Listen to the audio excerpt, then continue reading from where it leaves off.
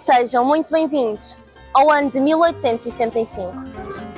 Lisboa já tem sol, mas cheira a lua quando nasce a madrugada sorrateira e o primeiro elétrico da rua faz coro com as chinelas da ribeira. Se chove cheira a terra prometida, procissões têm cheiro a rosmaninho. Nas tascas das vielas mais escondidas cheira a iscas com elas e a vinho. Cravo no mar. A narrativa tem início no outono de 1875, com a instalação da família Maia no Ramalhete, um vetusto palacete há muito tempo votado ao abandono. Outrora, Monsenhor Bucarini, emissário do Vaticano, manifestara interesse na aquisição do imóvel, mas o procurador da família, Vilaça, exigiu uma quantia exorbitante, fazendo esmorecer qualquer ímpeto negocial.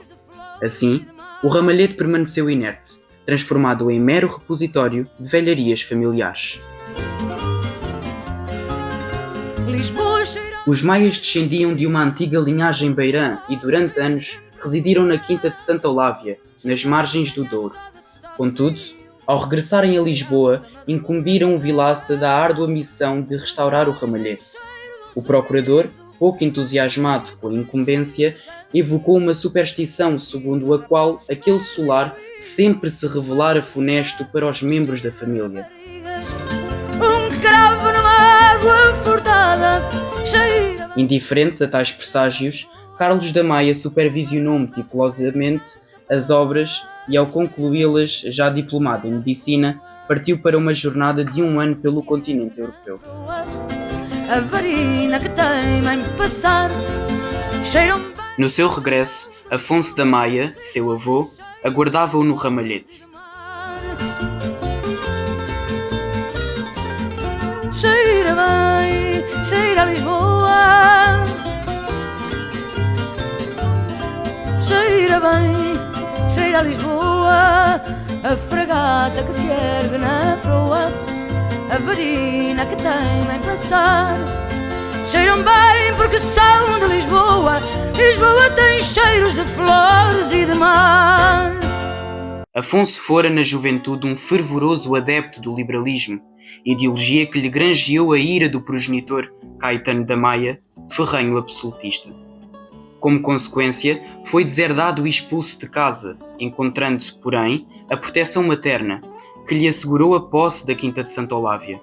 Anos depois, ao falecer o pai, regressou a Portugal vindo de Inglaterra, onde conhecera e desposara Dona Maria Eduarda Runa, mulher de temperamento delicado e devoção religiosa quase mística. A rigidez protestante e a ausência da pátria atormentaram Maria Eduarda, que, receando que o filho, Pedro, fosse educado por estrangeiros, insistiu para que um sacerdote português assumisse a sua formação.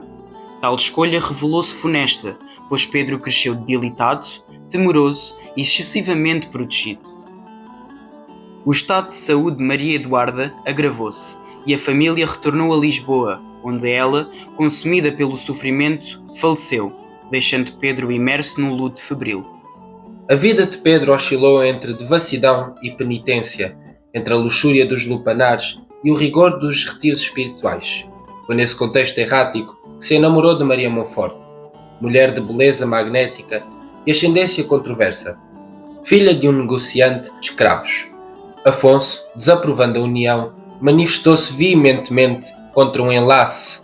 Contudo, Pedro, incapaz de contrariar o pai, mas igualmente incapaz de renunciar à paixão, desposou Maria Monforte em segredo. Pedro e Maria, imersos no fulgor da paixão e na ânsia da descoberta, empreendem uma viagem por Itália. Contudo, o espírito irrequieto de Maria sonha com os esplendores de Paris, cidade onde acabam por se estabelecer. É nesse cenário de efervescência cultural e mundanidade que Maria concebe a sua primeira filha, conscientes de que o nascimento de uma criança poderia ser um apelo à indulgência paterna, decidem regressar a Lisboa. Antes da partida, Pedro escreve a Afonso uma carta carregada de emoção e arrependimento, na esperança de obter o perdão paterno. Nas palavras de Essa de Queiroz, e foi bonita, foi terna a carta de Pedro ao papá, o pobre rapaz amava-o.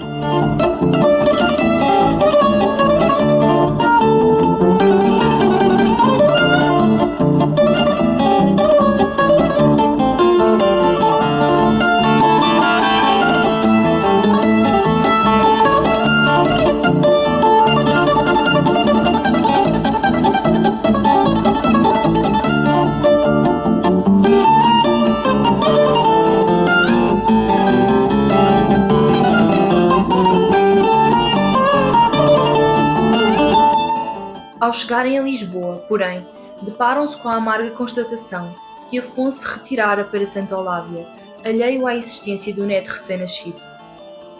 Devastado, Pedro resigna-se e decide não o informar do acontecimento. A vida do casal desenrola-se então num torpor luxuoso e festivo, repleto de recepções, jantares e convívios que encantam Maria, mas deixam Pedro num estado de enfado crescente. Dessa união nasce um segundo filho, Carlos. O nascimento da criança reacende em Pedro o desejo de reconciliação com Afonso, levando-o a considerar uma visita ao pai para lhe apresentar os netos. No entanto, o destino interpõe-se sob a forma de um infeliz incidente. Durante uma caçada, Pedro fere acidentalmente o italiano, Tancredo, que integrava o grupo.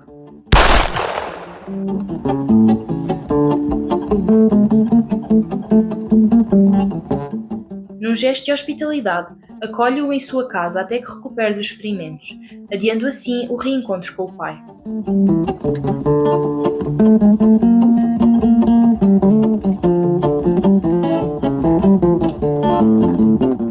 O período de convalescença prolonga-se para além do expectável, longo o suficiente para que Maria, seduzida pelo charme estrangeiro de Tancredo, sucumba à paixão avassaladora.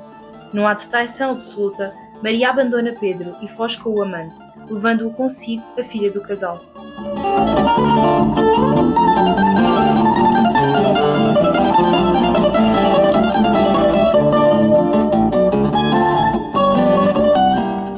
Desolado e sem norte, Pedro, enfim, procura refúgio junto de Afonso, que num gesto de generosidade tardia, acolhe o filho e o pequeno Carlos sob a sua proteção.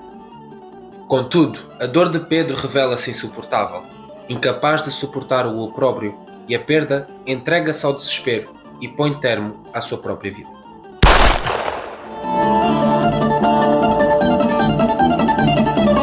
Diante dessa tragédia, Afonso decide romper definitivamente com o passado. Fecha a casa de Benfica e parte com Carlos para Santa Olávia, determinado a criar o neto longe dos fantasmas da desgraça que assolara a família. Carlos passa os anos formativos da sua infância na Quinta de Santa Olávia, onde recebe uma educação de matriz liberal sob o auxílio de um preceptor inglês, o austero Mr. Brown. Este, imbuído do espírito disciplinador britânico, enfatiza o vigor físico e submete o jovem a um regime de regras inflexíveis alinhadas com as exigências do avô Afonso. Neste contexto de rigor e autodisciplina, Carlos trava conhecimento com Eusébiozinho, um menino de temperamento diametralmente oposto ao seu. Enquanto Carlos cresce robusto, destemido e sujeito a uma formação que privilegia o caráter e a resistência, Eusébiozinho revela-se frágil, tímido e excessivamente estudioso, moldado por uma educação tradicionalista e protetora. Com lençóis bordados à pressa. Entretanto, Vilaça, leal procurador da família Maia, traz a Afonso notícias de Maria Monforte, a mulher cuja sombra pesa sobre o destino do neto. Informa-o ainda do falecimento da filha desta, a irmã de Carlos, ocorrido em Londres. Pouco tempo depois, o próprio Vilaça sucumba à morte, delegando ao seu filho a incumbência de assumir os negócios da família. No limiar da idade adulta, Carlos parte para Coimbra, onde ingressa na universidade, dando início a uma nova etapa da sua existência. Desde tenra idade, Carlos manifesta uma inclinação inata para a medicina, a ciência que viria a eleger como vocação e campo de estudo. Ciente das ambições do neto e desejoso de lhe proporcionar as melhores condições, Afonso presenteia-o com uma residência em Coimbra, garantindo-lhe um ambiente propício ao desenvolvimento académico. E olha, sorri, és mulher. Na cidade universitária, Carlos emerge na efervescência intelectual da época, rodeado por um círculo de amigos liberais, jovens de espírito crítico e ideias firmemente delineadas. Entre eles, destaca-se João da Ega, figura excêntrica e mordaz, com quem Carlos cultiva uma amizade sólida e duradoura. Concluída a formação, Carlos empreende uma viagem de um ano pela Europa, absorvendo os mais avançados conhecimentos científicos e culturais. No seu regresso a Lisboa, encontra já estabelecidos, com auxílio diligente do avô, um consultório e um laboratório, onde poderá exercer a sua profissão com autonomia e modernidade. É então que reencontra o inseparável Ega, agora movido pelo fervor literário e determinado a publicar uma obra singularmente audaciosa, intitulada as memórias de um ato. Ega, sempre entusiasta e provocador, incita Carlos a introduzir-se no círculo da família Gouvarin, persuadindo-o a frequentar os seus salões. Durante esses encontros, Carlos percebe que a Condessa de Gouvarinho lhe dispensa atenções que vão além da mera cortesia social. Apesar de ser uma mulher casada, o interesse que lhe manifesta é inequívoco, deixando no ar a promessa de um envolvimento mais profundo. Ega instala-se na Vila Balzac, uma propriedade que adquirira e onde, entusiasmado com a nova residência, convida Carlos a visitá-lo. Durante a conversa entre os dois amigos, Carlos confessa que num primeiro momento sentira uma forte atração pela Condessa de Gouvarin, mas que agora essa chama se extinguiu por completo. A sua volubilidade sentimental, já um traço conhecido do seu caráter, desperta a crítica mordaz de Ega, que não se furta a censurá-lo pela superficialidade com que conduz as suas relações amorosas. Pouco tempo depois, realiza-se um jantar no Hotel Central, localizado no Cais do Sodré, reunindo à mesa Carlos e muitos outros elementos do círculo amigo. Antes mesmo do início do jantar, Carlos, distraído dos diálogos ao seu redor, vislumbra uma mulher de beleza arrebatadora. O seu olhar detém-se nela por um instante, e desde esse momento a imagem da desconhecida fixa-se no seu espírito, deixando-o imerso em devaneios românticos. Ao longo do tempo, Carlos, tendo poucos pacientes a ocupar-lhe os dias, dedica-se à redação de um livro, procurando preencher o vazio deixado pela inatividade profissional. Damaso tornara-se presença assídua no círculo dos Maia, cultivando uma proximidade quase obsessiva com Carlos, a quem incessantemente procura imitar, acompanhando-o para todo o lado com um zelo ridiculamente servil. Durante um passeio na companhia de Steinbrocken, Carlos tem o privilégio de rever a mulher que o deixara enfeitiçado desde o instante em que a vislumbrara no Hotel Central, a Sra. Castro Gomes. Entretanto, a Condessa de Gouvarin, sob o pretexto de uma indisposição do filho, procura Carlos no consultório, manifestando um atrevimento sedutor e deixando claro que o seu interesse vai muito além de uma simples consulta médica.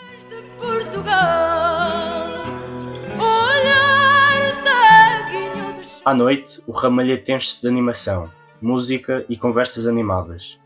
Durante esses momentos de descontração, Carlos faz um convite a Cruz para uma visita a Sintra no dia seguinte. O verdadeiro motivo desse súbito interesse pela Vila Romântica, contudo, reside no facto de ter descoberto, através de Taveira, que Maria Eduarda ali se encontra hospedada, acompanhada pelo marido, e para seu desagrado, por Damaso. Carlos e Cruz partem rumo a Sintra, sob o pretexto de um passeio, mas movidos, na verdade, pela esperança de um fortuito encontro com Madame Castro Gomes, embora meticulosamente arquitetado. Mais nada.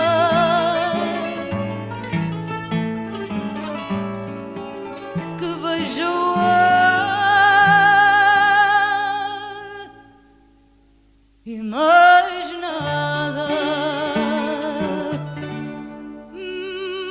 Mãe, adeus, adeus, Maria, guarda bem no teu sentido, que aqui te faço uma jura,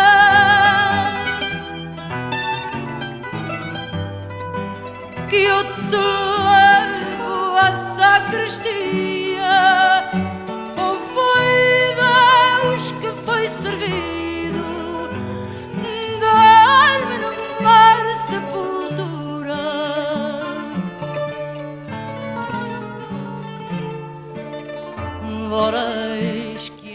No entanto, a expectativa de reencontrar Maria Eduarda esvai-se rapidamente quando Carlos recebe a desalentadora notícia de que os Castro Gomes, incluindo a mulher que lhe ocupa os pensamentos, já haviam regressado a Lisboa.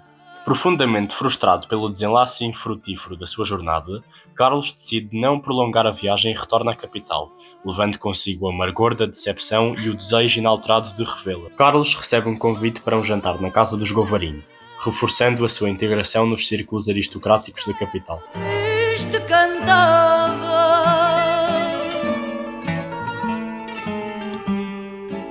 que estando triste cantava. Entretanto, Damaso, sempre ávido por cultivar uma relação de proximidade com Carlos, solicita-lhe um favor. Meu chão, meu monte, meu vale, de folhas, flores, frutas doces. Este consiste em examinar Rosa, a jovem filha dos Castro Gomes, que se encontrava indisposta. Com os pais ausentes, a criança estava aos cuidados de Miss Sara, a governanta. Após uma breve observação, Carlos conclui que se tratava de um mal-estar sem gravidade, tranquilizando os presentes. Mais tarde, enquanto se prepara para um baile de máscaras, Carlos é surpreendido por uma revelação inesperada de Ega. Com um misto de embaraço e inquietação, o amigo confessa-lhe que Cohen descobrira a sua relação ilícita com Raquel. Perante as consequências desastrosas do seu envolvimento, Ega, profundamente abalado e consciente da magnitude da sua imprudência, decide afastar-se de Lisboa, deixando para trás o rastro de uma bela asneira. Enquanto isso, Carlos, cada vez mais próximo da Condessa de Govarim, vê-se, de forma quase imperceptível e irremediável, arrastado para um envolvimento amoroso com ela, numa espiral de sedução que se impõe sem que ela a consiga ou deseje evitar. 3 semanas se passaram e Carlos começa a sentir uma crescente saturação pela Condessa de Govarim. Tal acontece uma vez que Castro Gomes reside constantemente nos pensamentos de Carlos. Entretanto, Damaso, sempre atento aos movimentos do círculo social, informa Carlos de um detalhe curioso. O marido de Castro Gomes passava longos períodos fora de casa, ausentando-se por até 3 meses, o que alimenta ainda mais os pensamentos de Carlos sobre ela. Ao regressar a casa, Carlos encontra uma carta da mulher de Castro Gomes, interessada a ele, na qual ela solicita uma visita no dia seguinte para que ele possa atender a um membro da sua família que se encontra doente. A notícia de tal convite enche Carlos de alegria, reacendendo a chama da esperança e do desejo.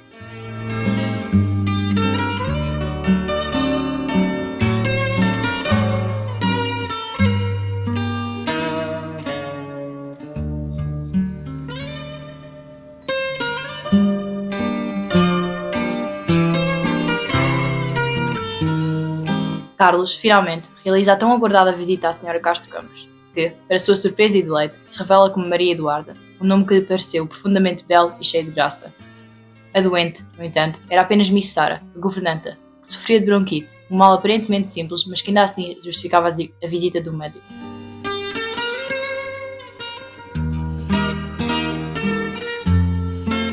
Na mesma noite, Carlos tinha o compromisso marcado com a Condessa de Govarim, em Santarém. Contudo, para sua sorte, ela cancela o encontro, alegando a chegada inesperada do marido, o que livra Carlos de uma obrigação que, no fundo, já o deixava um tanto entediado.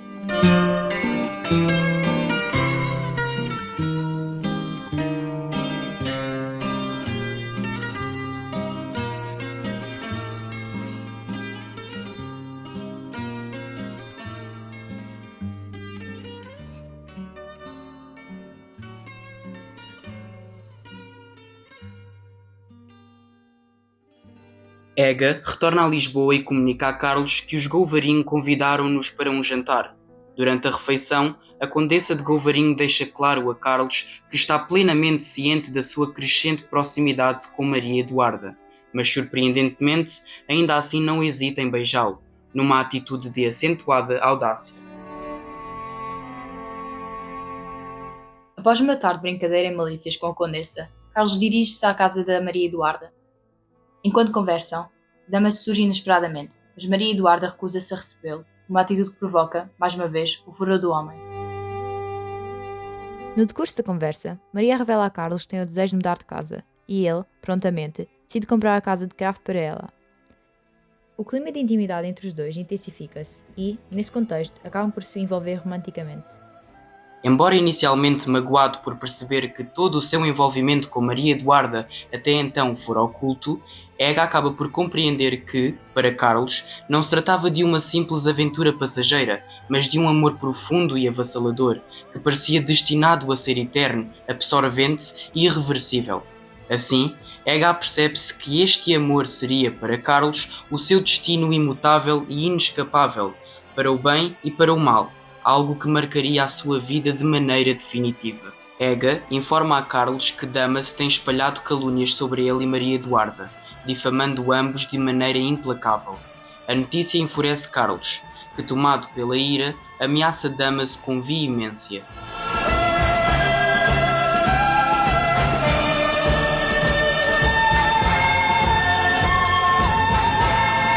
Em meio a esse ambiente de tensões e revelações, a Condessa de Golvarinho aparece para confrontar Carlos, já que este nunca mais escrevera a si. Durante a conversa, uma discussão acalorada entre os dois põe fim, de forma definitiva, ao caso entre eles.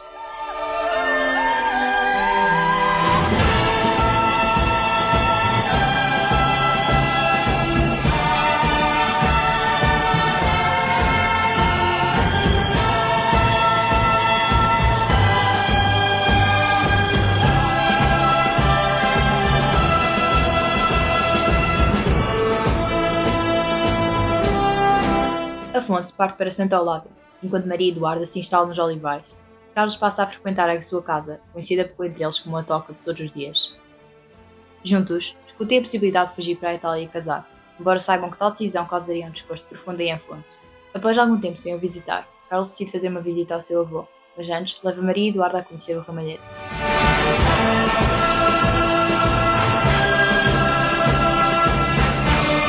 Durante a visita, Maria, ao contemplar o retrato de Pedro da Maia, considerou que Carlos não possuía parecências com ele.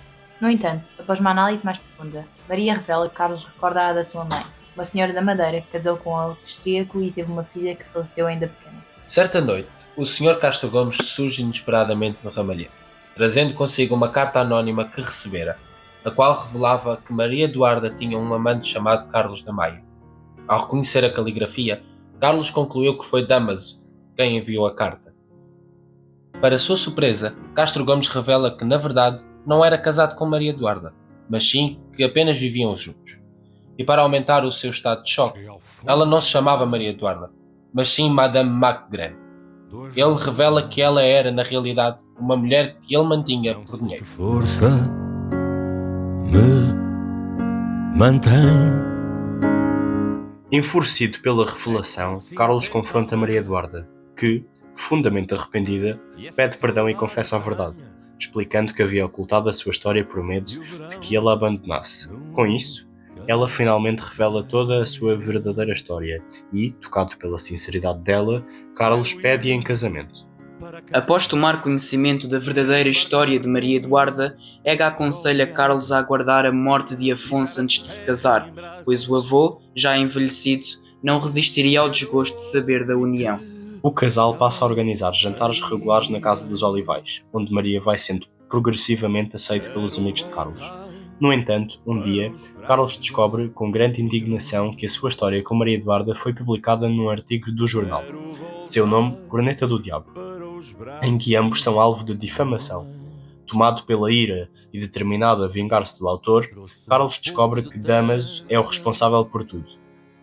Ega e Cruzes, movido pela raiva, vão até Dámaso para ameaçá-lo, onde foi dito que, caso não prestasse publicamente justificações do sucedido, Carlos desafiá-lo-ia para um duelo. Após a confrontação, Dámaso escreve uma carta a Carlos, na qual se desculpa, justificando-se como um bêbado incorrigível.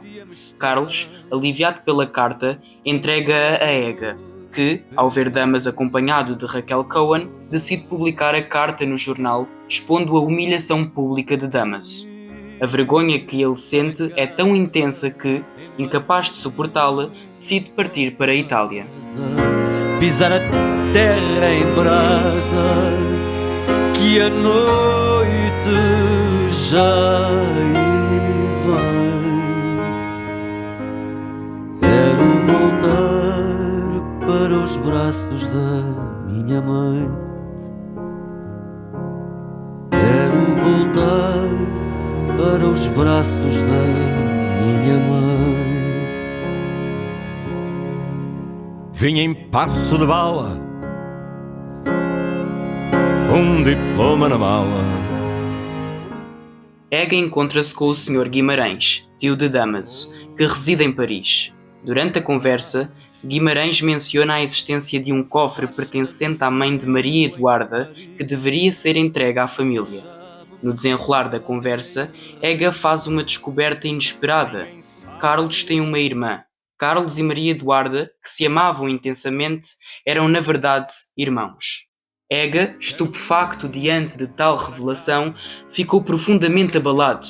Imediatamente, recorre a Vilaça buscando auxílio para encontrar a melhor forma de contar a Carlos a terrível verdade. Que a noite já aí vem. Vilaça e Ega, após uma profunda angústia, confrontam Carlos com a dolorosa verdade. Carlos, atordoado e incapaz de compreender a situação, recorre ao avô Afonso, que relutantemente confirma a tragédia familiar. Em um momento de confidência, Afonso revela a Ega que já sabia do relacionamento incestuoso entre Carlos e Maria Duarte.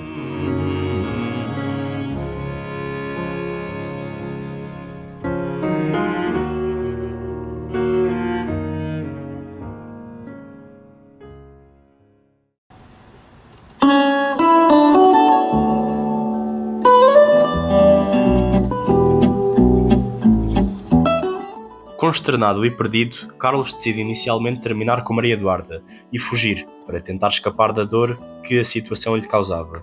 No entanto, o amor, em toda a sua complexidade, prevalece, e em vez de encerrar a relação, os dois irmãos entregam-se mais uma vez ao amor proibido. O vínculo que os unia era tão profundo que a revelação da sua verdadeira relação não alterou o que sentiam um pelo outro. Afonso, profundamente consternado com a continuidade do relacionamento entre os seus netos, vê-se completamente desolado. Ega, tomado pela raiva, confronta Carlos e, em um ato de fuga, Carlos decide partir para Santa Olávia. Na manhã seguinte, ao retornar para casa, Carlos encontra o Afonso deitado no quintal, sem vida.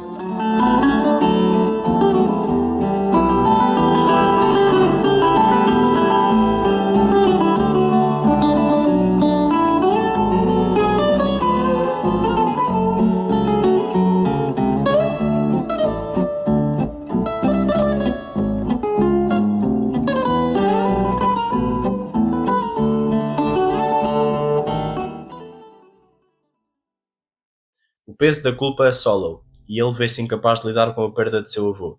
Após o funeral, Carlos segue para Santa Olávia, enquanto Maria Eduarda, por sua vez, parte para Paris, deixando para trás o que fora uma história de amor impossível, após Ega lhe ter enviado uma carta a explicar toda a situação de como eram irmãos.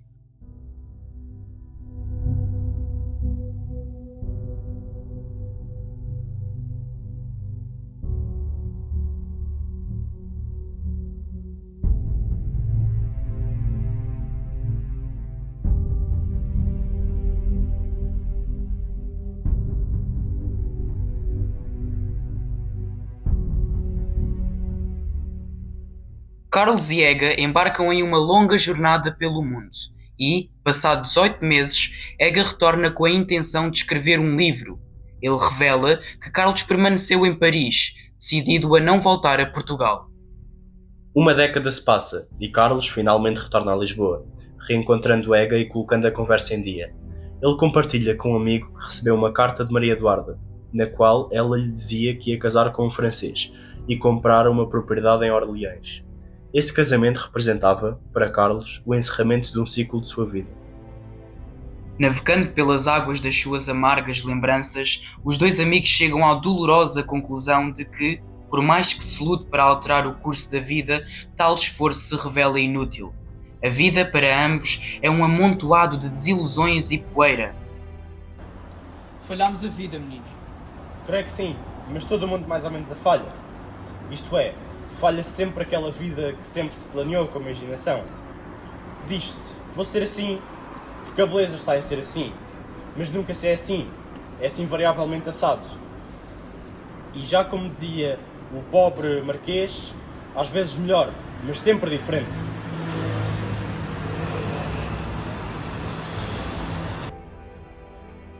Após a conversa, Carlos recorda-se que havia marcado um jantar com os seus amigos e já estava atrasado.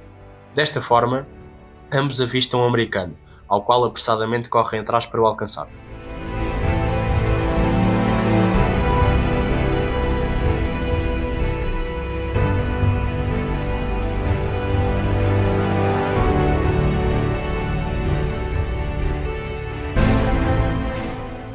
Ainda o apanhamos.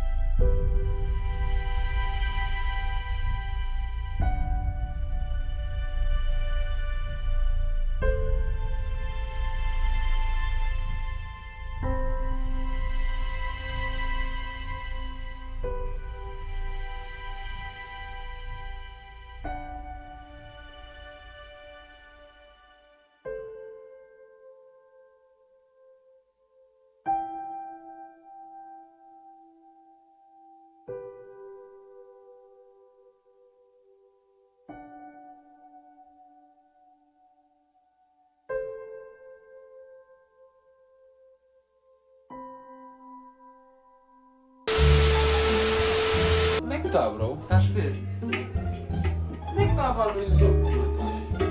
Ah, estás a drogar.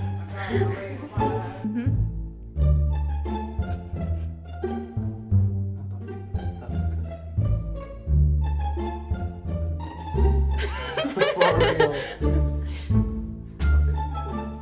Não está.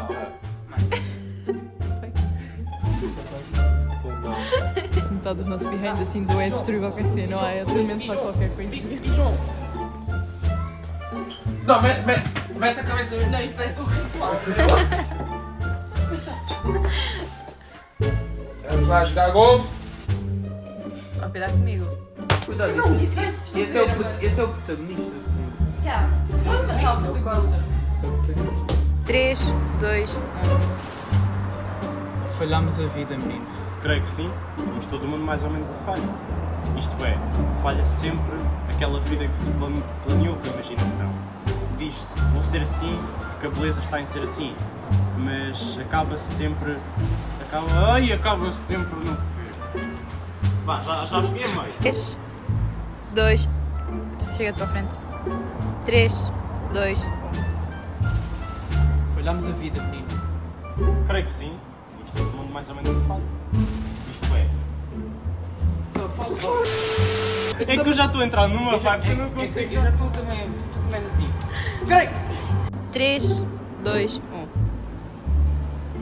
Falhámos a vida, menino. Creio que sim, mas todo mundo mais ou menos a falha.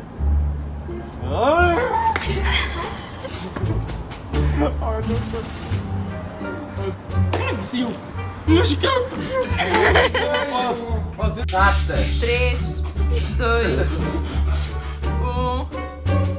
Espera aí, calma. Espera aí, estava numa situação muito precária. 3, 2, Mano, lá na Vila Balzac não há estes mamos. Para com isso.